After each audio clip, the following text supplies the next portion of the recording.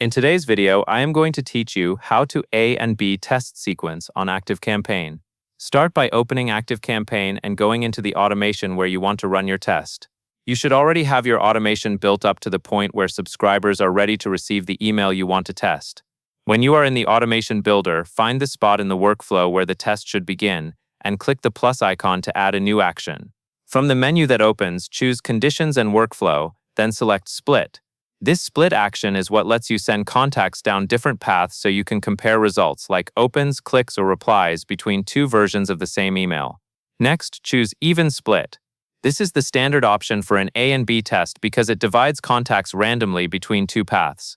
Set your ratio to the distribution you want.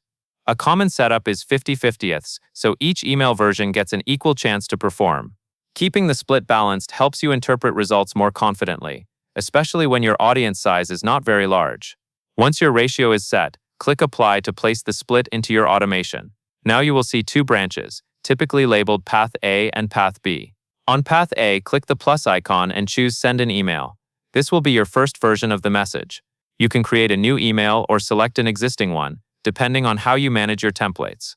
Make sure this email represents the exact variation you want to test, such as a different subject line, different opening line, or a different call to action. Try to keep everything else consistent so the results are meaningful. Then move to Path B. Click the plus icon there as well, and again select Send an Email. Add your second version of the email. This should be the alternative you want to compare against Path A. Finally, when you are ready for contacts to start flowing through the test, go to the top right of the automation and click Active. Once it is active, new contacts entering that point in the automation will be split across the two paths based on your ratio.